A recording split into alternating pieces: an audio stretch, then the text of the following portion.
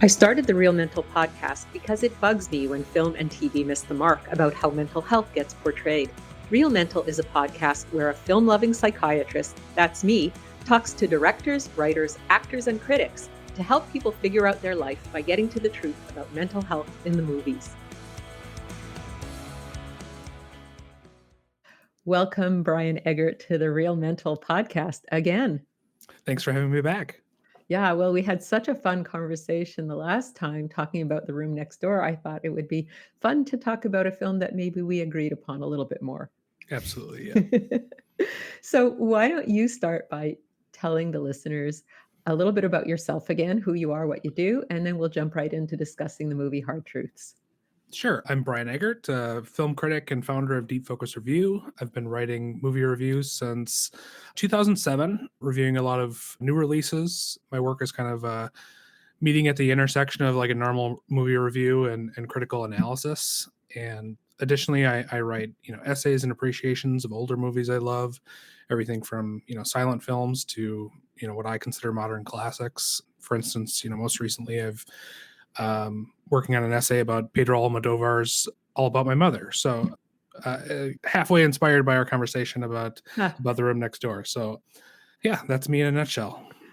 Well, I want to see this essay because I loved that movie. Yeah, that's great. But let's talk about Hard Truths, the Mike Leigh film today. What was your thoughts and feelings about this film? Sure. So I saw it right at the end of last year, kind of in the end of year rush with a lot of new releases that you need to catch up on at the end of the year, and it really hit me in the gut. And I think I maybe had even though I was positive on it, I maybe had a unconscious negative reaction to it because just the material is so confronting. And if I'm being honest, I didn't know what to make of the main character. She's goes sort of undiagnosed, I guess. And so I think this conversation is perfect because I can't think of anybody I'd rather talk to about Pansy than you and just kind of figure out what's going on with her. I read it as a story about a person with depression, whether it's, just innate depression or situational depression. And maybe that was just me projecting because I'm somebody who, lives with depression. So yeah, I recognize some of my own behaviors actually in Pansy. Not quite as volatile as that. I'm not shouting at people in public or anything, but I would say her inward behavior at times, was honestly, I was like, oh, I've behaved like that in the past before. I've sought help for that and gotten help for that. So I connected to this material almost too potently in a way, if that makes sense. Yeah. And so I watched it again in advance of this podcast and just, I don't know. I think the shock of seeing it the first time was muted a little bit and I could really assess it. And I absolutely loved, every moment. The performances are so good. And the, direction is simple and, almost non-existent in terms of a visual approach, but it's also kind of sophisticated and we can dig into that a little bit more. Yeah. So yeah, I absolutely love it. Every Mike Leigh film I feel like is an onion and you can just keep pulling back layers. Yeah, I absolutely love it. Well, this film could have really gone either way for me based on the topic, which is a woman, a middle-aged woman who is really having difficulties with her mental health and acting out all over the place and creating a lot of havoc in her personal life and just in her community. And I think it was done so, so well. And I was very gratified to see an accurate and realistic portrayal of this kind of psychological crisis. And from my perspective, I think what she's experiencing is the consequences of trauma from her early life. When they're at the grave of their mom, her and her sister Chantel, played so beautifully by Michelle Austin, as such a wonderful counterpoint to Marianne Jean-Baptiste, who played Pansy with such brilliance.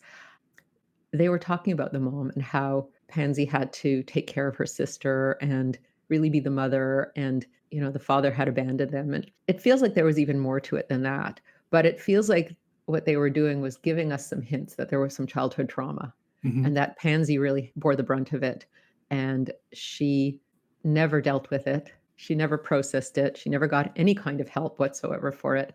And now she is just so angry and hurt and scared. And that's where she's stuck. So I felt it was psychologically so realistic. And when you're trying to portray someone so wounded, many directors and even actors will go for the over the top Mhm. kind of more flamboyant performance. You know, we were talking about flamboyance in Almodovar's films last time, but I don't mean flamboyant in the fun way. I mean flamboyant and look at me, I'm acting. I'm going to win an Oscar because I'm acting so great here. You know, my acting is so amazing. But it felt just like she was inhabiting this character, Marianne Jean-Baptiste. She was just being pansy, and the truth of her situation came through so incredibly. I was very moved. It was very sad to see. It was very painful to watch because you could really feel the person suffering. And even though it was a made up character in a movie, it was painful to watch her family reacting to her and just watch her suffer. So I thought they did an incredible job, all of them. Yeah, I think it's a testament to Mike Lee and how he works and how he develops Mhm. a script. He doesn't just sit down at a, computer, write a script and this is what we're doing. He works with actors over months to develop these characters, and there's not really a script that they're going off of. There's just sort of a scenario that they're going to improvise together. And they've all sort of lived in these characters by the time that they're shooting a film. And so how certain scenes play out, you might know where the scene begins and where the scene ends, but they're sort of working all that out, through improvisation. So it's amazing to me, that we're asking these questions, or I'm asking these questions about what is the source of her, behavior. A lesser filmmaker, I think, would find a kernel that explains everything, and this is the cause. And I think, your explanation, I hadn't considered that, even though I, watched this the other day and was even more moved by that scene, in the cemetery. The first time I thought it was very much just, a chemically imbalanced person. And then the second time I watched it, I thought, maybe I'm just projecting because of what's going on in the world, but maybe it's just so situational, and it's a feeling of being trapped with a family that you can no longer relate to. I think of people who are dealing with, families who have gone like to the extreme right or something like that, and then they're just stuck with them, and being around them is just miserable. She talks about really despising her husband Curtly and having always despised her husband Curtly. Is she just so unhappy with her family that she acts out? And I guess, again, this is this is probably me projecting, but I've been in situations where family members or whatever are extreme right or something like that, and this is just my specific situation that I'm trying to apply to her, where I feel frustrated to be around them, and you can only deal with those situations so long before, at least a certain kind of person can, before you burst the way that Pansy does. So there seems to be whatever that root is, whether it's your diagnosis or my diagnosis. Her behavior is there isn't a kernel there, and I find that fascinating that we can keep asking these questions after seeing it however many times. We're never going to get an answer, and you just have to deal with the reality of her psychological state. And what I sensed from this character is that the way that her psyche is, it's unlikely that she would be happy or satisfied with anyone. Hmm. That she would not be able to tolerate any husband. She would not be able to tolerate any child because she is so prone to seeing the negative. Sure. She is so chronically dissatisfied, irritated, aggravated, frustrated. She is so intolerant. She is so sensitive to any perceived slight. She is so touchy Hmm. that anybody she would have to live with day to day would drive her crazy. Any little habit of theirs would, send her around the bend. She's the kind of person, it's like all her nerve endings are out on the surface. And Hmm. if you just like breathe near her, she'll scream in pain. And that's really what she's doing, right? It's like she's screaming in pain. I mean, the first scene is her being awoken by pigeons Yeah. and reacting as though, someone was trying to break into the house or something like that. I mean, the way she Mm. reacts to the simplest thing is, she describes herself as being haunted. So, yeah, I like that idea of it being a trauma that is unaddressed and is just, has built up and has skewed everything so much that her perspective is just unable to see any pleasure. Even the flowers that Moses gives her on Mother's Day, her reaction is like, I think she's happy to get the flowers and she kind of laughs, but it's so like hard to even feel that small amount of pleasure that it rolls into sobbing, wailing, really. Well, this is how I interpreted it. So she was convinced that everyone hates her because Mm, she knows on some level that her behavior is not good. She knows that she's upsetting people. So she's convinced that everyone hates her, and that kind of creates this vicious circle. Everyone hates me, so I'm just going to be mad. And when I'm acting out in anger, everyone hates me more. So it's this vicious circle. mhm, And then shockingly, she gets these flowers from her son, and it's breaking the story in her brain, right? The story is no one loves me. And then he gives her these flowers, and she doesn't know what to do because it doesn't fit with her narrative, right? It mhm. doesn't fit with her story. It doesn't fit with how she believes herself or the people in her life to be. And so she has a little mini breakdown, which is why she's laughing and crying and kind of hysterical, because she's sort of having another little breakdown, a different kind of breakdown based on just like going, I don't know what's going on. This isn't working with my worldview. Right. Yeah. And so she doesn't know how to handle it. So there's Pansy, and all the majority of scenes are dealing with her. What did you make of the segments of her two nieces? There's two scenes where, one is pitching a new product line and the other is dealing with a kind of a legal issue in her office. I kind of, after watching it this time, I really dwelled on those scenes because they seem to kind of break the pattern of the film. And I'm curious to know what your interpretation of those were.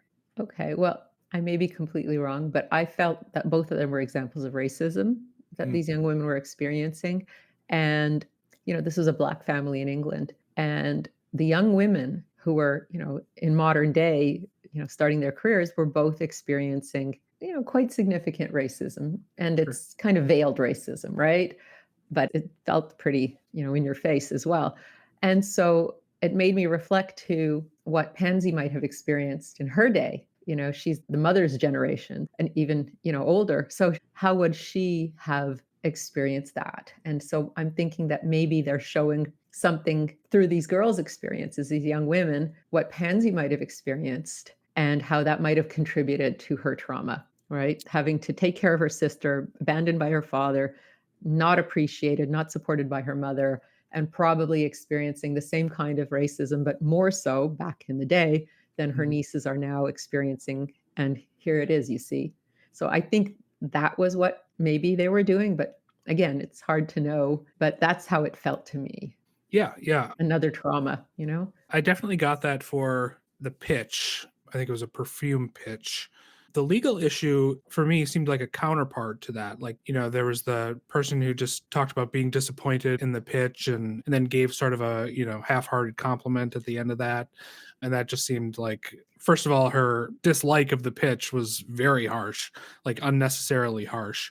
And then, yeah, the compliment was just so half-hearted.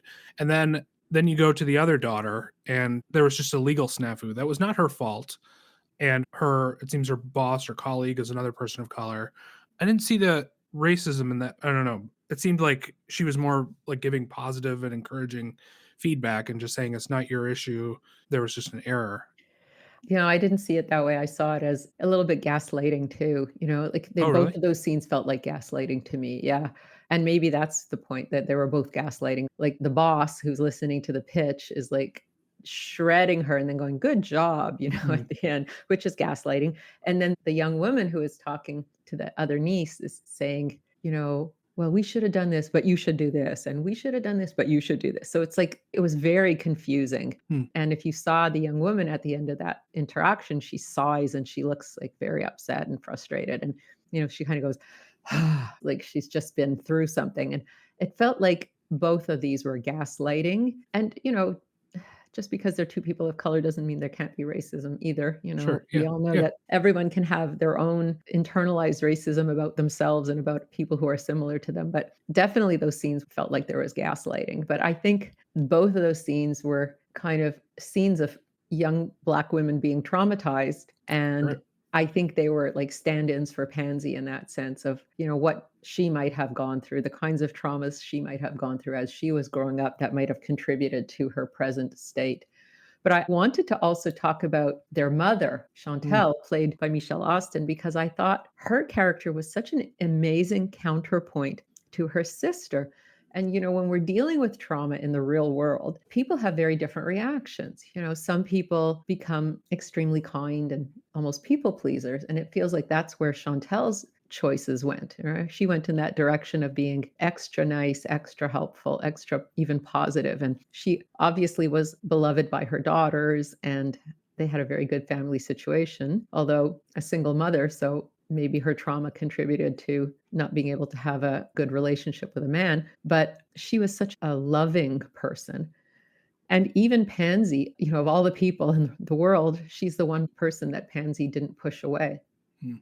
and didn't fight with, in this kind of really toxic way. But she was such a great counterpoint because as her sister, she grew up in the same household, probably didn't have the same treatment by the mother, but still witnessed a lot of things, and she chose to be extra nice, whereas Pansy veered into this, hurt, rage, fear. So it's a very interesting dynamic between them. Yeah, the focus of the film was really sort of an inverse for me of Happy Go Lucky, if you've seen that film, where, the focus is Sally Hawkins's character named Poppy, which, sort of sounds like Pansy in a way. It's another flower. And so he's just sort of flipped it and he's focusing on the negative side. And in that film, there's Eddie Marzan, who's sort of a terminally angry, not terminally angry, but a very angry man who just can't see joy in anything. And he's constantly shouting at Poppy and he's trying to instruct her how to, drive, I believe. She's trying to get her license.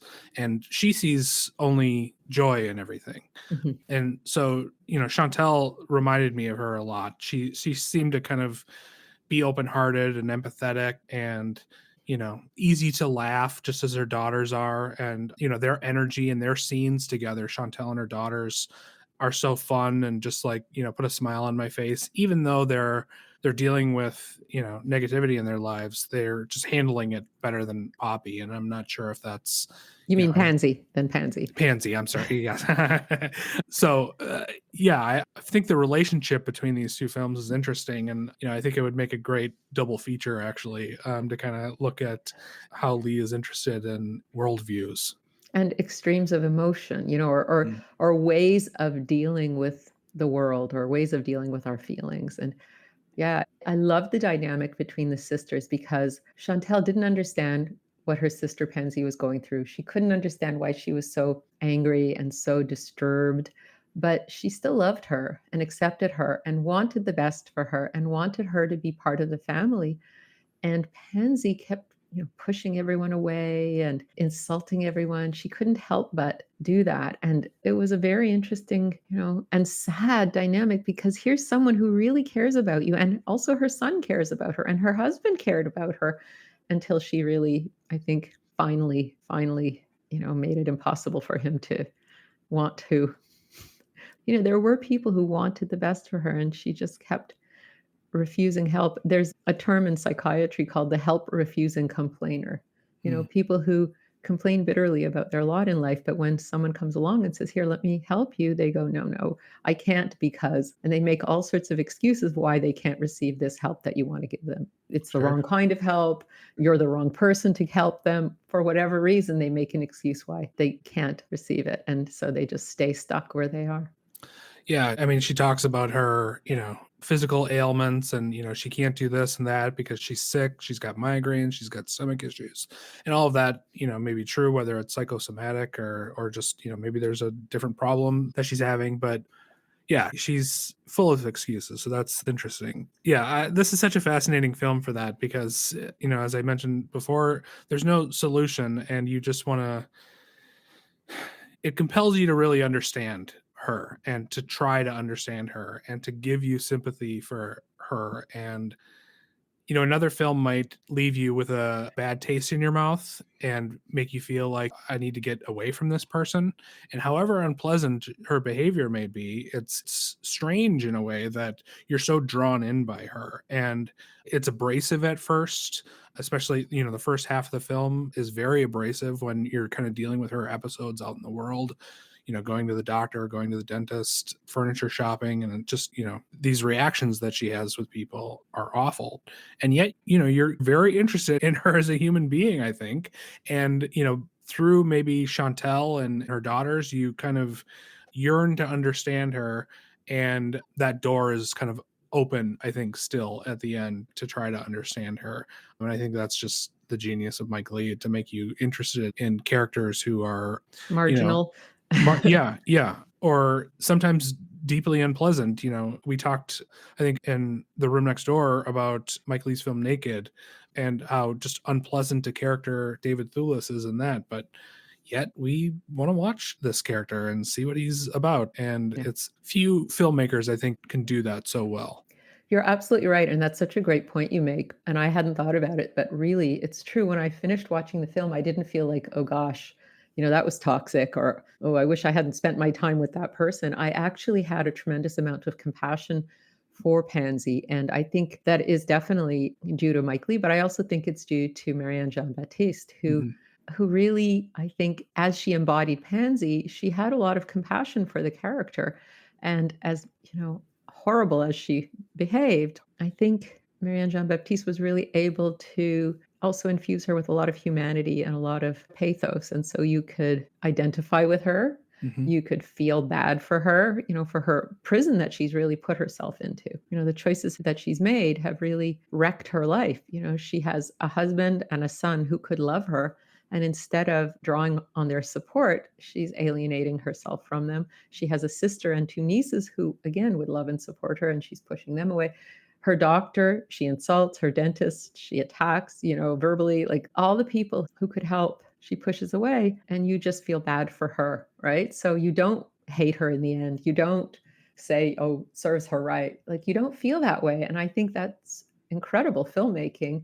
And, it transcends truth or transcends reality in the sense that maybe in the real world, you'd be like, get me away from this person. But in the film, you gain compassion. And so that when you do see someone like that in the real world, you might stop and think for a moment and go, maybe they're suffering. Maybe they're not just a jerk. Maybe they're in pain. And that's why they're behaving this way. And I think that's the best thing that films can do for us, right? They help us see the world differently and be different in our own behavior.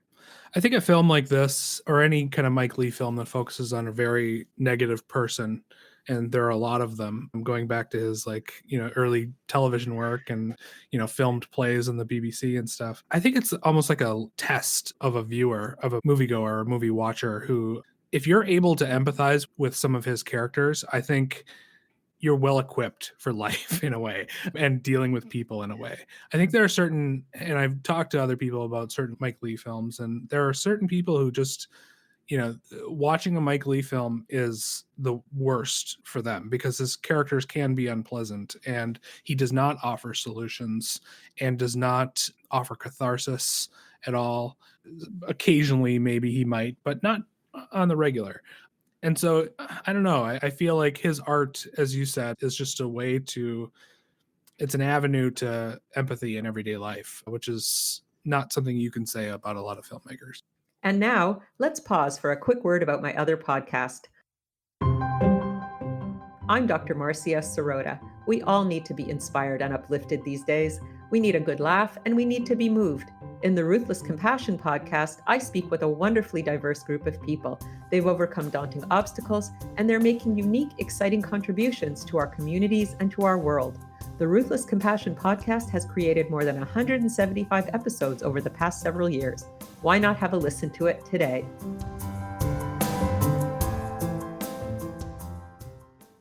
Well, for some reason, as we're talking, the film Night Bitch comes to mind. Did you see Mm. that film? I did. Yeah. Okay. So I didn't like it. I thought it was tame. They're talking about this woman who's becoming wild and, feral and, reclaiming her artistic sensibilities. But I just found it extremely tame and kind of boring and dissatisfying.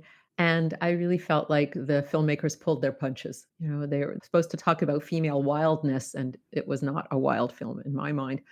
Whereas Mike Leigh and the cast of this film, Hard Truths, it felt like there were no punches pulled. They went for it. They showed, you know, the warts and all of their main character. And I felt like that was much more satisfying and much more true. And if we want to talk about a person going feral and being wild, that's Pansy. You know, she was out of control. She was picking fights with total strangers in the furniture store.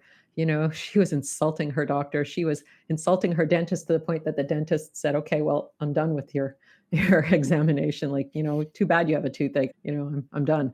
She pulls off her mask, you know, in disgust. Like this woman is wild. So if we want to talk about a filmmaker who's making something really wild and something really gritty, this is Mike Leigh and the cast of this film. And you know, other filmmakers should take note that if they want to really portray something with grit, you know, they should watch some of his work because there's a lot of stuff out there that's purporting to be gritty and purporting to be, you know, exciting and wild and passionate. And it's kind of like, yeah. So, Yeah, I felt the same way about Night Bitch. I felt that, you know, it seemed like it was rebellious, but it was actually just kind of reinforcing normal behavior in a way. Yes, you're allowed to have this wild side, but really you should just, you know, be a mother and homemaker kind of at the end. Its message I felt was a little, as you said, tame. And, you know, maybe that's just the difference between commercial cinema, which, you know, Night Bitch was kind of a mini major. It was at least distributed in the US by Searchlight Pictures. Whereas Mike Leigh makes his film, and I don't think studios or distributor has any, you know, they don't get feedback. They're buying a Mike Leigh film and they get what they get, and he releases yeah. it or they release it, and now his art is in the world. Whereas something like Night Bitch is, you know, that was based in a book. And so, okay, we're going to cater this book for a certain audience, and we're going to take some of the edge off. And no, we don't want her to go too wild because we don't want to scare, you know, middle America or, you know, whatever. And so I just think that they're very, I'm glad you brought that up because they are very similar in a way, but they did pull all their punches with Night Bitch.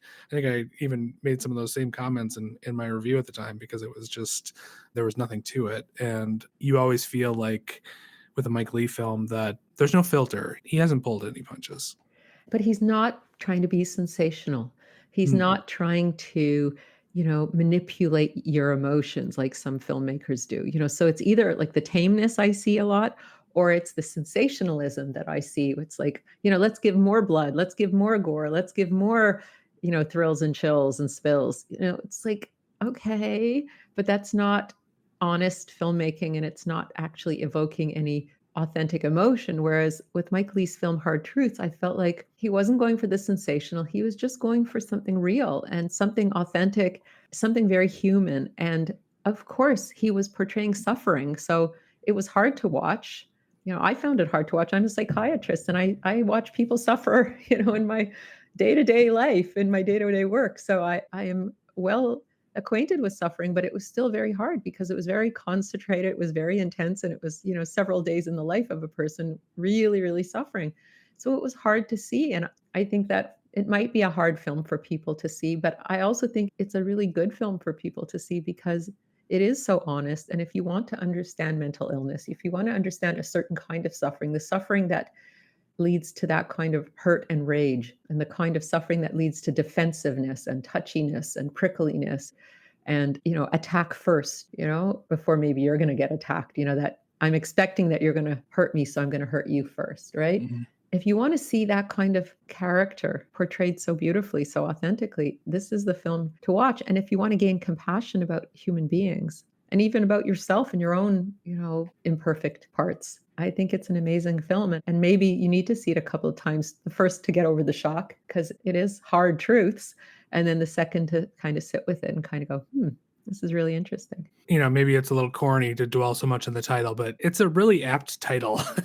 um, so rarely, I think, do you get something that feels real in movies. I think there's an aestheticized realism that is very false and manufactured. and things that we sometimes call realistic. They're designed to seem realistic, but there's as much artistic thought put into that realism as whether it's, a shaky camera or, gritty performances in a way that is not what Mike Leigh's doing, but maybe just like kind of in your face negativity or something like that. Like that's sometimes considered realistic. But what he's doing, it doesn't have that sort of aestheticized pretense to it. It feels raw and feels natural. And it's maybe the most deceptive aesthetic I can think of to present something that's real, to where I don't even see, especially in the case of Hard Truths, the artistic management of it. Whereas I see that in other films that are, purported to be real. He's just presenting without flashy camera work or faux, stylized realism camera work. He's just presenting it and really supporting the characters and supporting what they're doing by observing them and giving us very kind of shrewd, to the point scenes that build, in a way that he's built these characters over time with his actors, an identity that you as a viewer need to either empathize with or attempt to understand or absolutely reject. And I've said this already a couple of times, but I can't think of any filmmaker who's doing things like that. It's so unique and it's so exceptional. Yeah, I agree. And I'm very disappointed that there weren't more Oscar nominations, but I guess the Oscars are, not really about art these days. But I thought, of all performances to have been nominated, why was Marianne Jean-Baptiste not on the list of Best Actress? Because to me, she deserves the Oscar for this year. Like, she deserves the 2025 award because her performance was absolutely breathtaking. And I think that Michelle Austin should have been nominated as Best Supporting Actress as well, because her performance was so subtle and so beautiful. And I'm just very sad. I'm not sure, was Mike Leigh nominated as a director? Not even a. No. And the film should have been nominated for Best Film. Like, they should have had at least 4 awards, for nominations. So it's what do you say, right? What do you say? Yeah, the Oscars are so kind of middle brow. There's an audience for, the substance which got nominated. And so we're going to try to appeal to that audience. Or there's an audience for a complete unknown. There's seldom a rich audience for a Mike Leigh film. You mean wealthy or extensive? Extensive. Okay. And only in rare cases like, Secrets and Lies or, Mr. Turner or something that could appeal to a larger audience are they going to nominate something that he does, unfortunately. But I think, he's going to be one of these filmmakers like any number of great filmmakers who are they just don't fit into that kind of middle brow category of, what qualifies as an Oscar nominee. So personally, I've given up on the Oscars. I'll watch them. I'm entertained. It's fine. If something wins that I like, I'm happy, but I wouldn't expect them to nominate Hard Truths. But like you, if I was handing out the awards, I would give it to Marianne Jean-Baptiste. She was fantastic. She was amazing. And, to walk away from a film where you see someone behaving so badly to everyone and to not feel disgusted by them at the end, I think is an incredible feat. That's like, between the directing and the acting and the filming and the, co-stars, I think that's a miracle. So that they pulled that off, that we're able to look at her at the end and go, wow, that's hard. That's hard for her. It's hard for everyone, just to feel bad for everyone. That's incredible. And I think that not only did they show a film that's psychologically accurate, they showed a film that encouraged the viewer to be compassionate. And, how much better can you get with art, right? Yeah, absolutely. Well, wow, this was so fun talking with you today. Like, when we talk about a film that we agree upon, it's even more fun. Yes. Although maybe next time we deal with one that's not so depressing.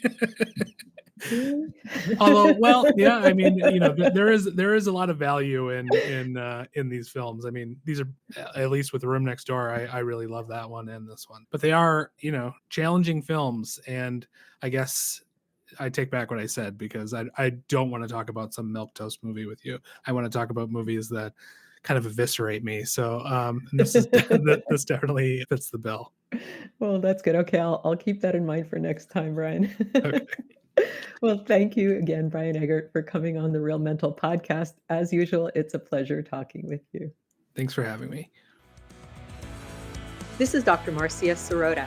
Thanks for listening to the Real Mental podcast. Please leave a review and your comments wherever you listen to podcasts. And don't forget to sign up for my free newsletter at marciasarotamd.com. And while you're at it, why not check out my Ruthless Compassion podcast with over 180 episodes and counting. If you have any ideas for guests for either Real Mental or Ruthless Compassion podcasts, please email us at info@marciasarotamd.com. Happy listening!